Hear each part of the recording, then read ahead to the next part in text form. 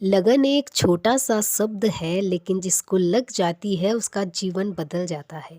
राधे राधे, जय श्री कृष्णा। आप सभी भक्तों का स्वागत है आपके अपने यूट्यूब चैनल में। तो आइए शुरू करते हैं। जैसा आप लोग देख पा रहे हैं कि हमने अपने लड्डू गोपाल जी का राधा रानी के रूप में श्रृंगार किया है।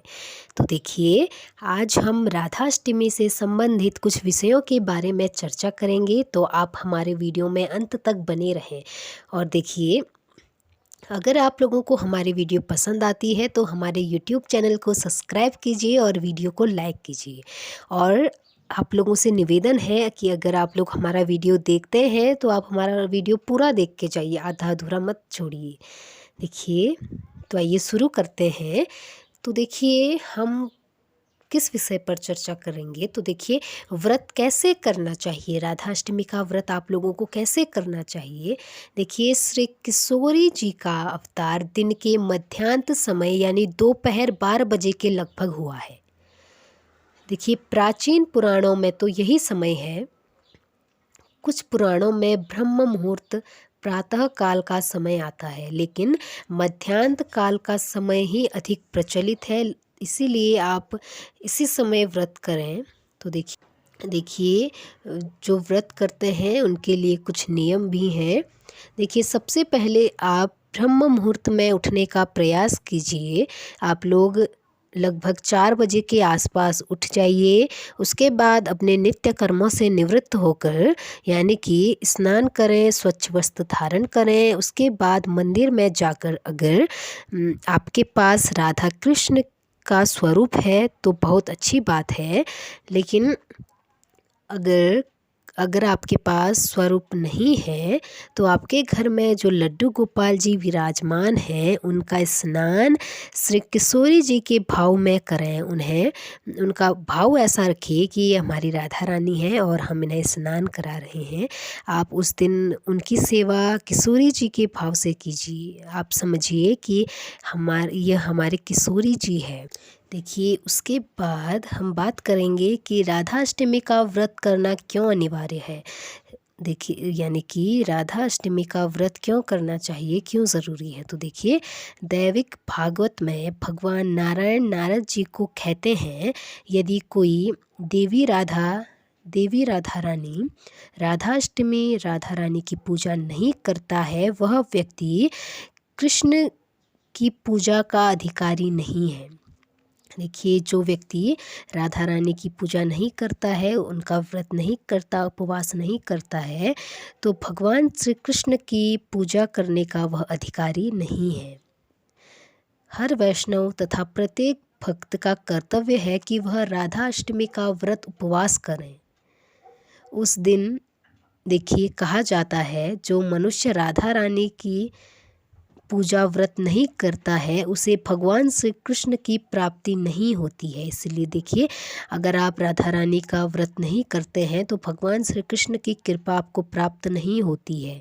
और जो लोग जन्माष्टमी का व्रत करते हैं उन लोगों को खासकर राधाष्टमी का व्रत भी ज़रूर करना चाहिए, क्योंकि अगर आपने जन्माष्टमी का व्रत किया है तो आपको पूर्ण फल प्राप्त नहीं होता है। अगर आप राधा अष्टमी का व्रत करते हैं तो आपको श्री राधा रानी और भगवान श्री कृष्ण की कृपा प्राप्त होती है, उनका आशीर्वाद मिलता है। इसीलिए राधाष्टमी का व्रत हमें करना चाहिए, हर किसी को करना चाहिए राधाष्टमी का व्रत। देखिए, जैसे कहा गया है कि आप लोग सुबह 4 बजे उठकर दोपहर 12 बजे तक व्रत रखें, लेकिन जो वैष्णव लोग हैं, भक्त हैं, वह पूरा दिन व्रत करते हैं।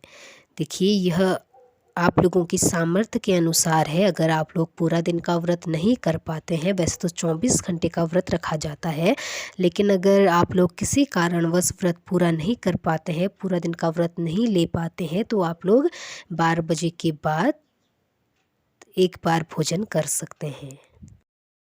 तो देखिए, आप लोग इस तरीके से व्रत कर सकते हैं। देखिए, मैं बहुत आसान तरीके से बहुत सरल विधि बताती हूँ, इसलिए आप लोग हमारे वीडियो को पूरा देखें। तो देखिए, उसके बाद है व्रत कब करें, 22 को या 23 को? देखिए 22 को अष्टमी तिथि लगभग 1:30 बजे के आसपास आरंभ हो जाएगी, इसीलिए कोई भी व्रत प्रातः काल की तिथि से आरंभ होता है। तो 22 को तो व्रत बनता ही नहीं है। व्रत करना उदया तिथि को ही व्रत करना चाहिए, तभी वह व्रत महान पुण्यदायी होता है।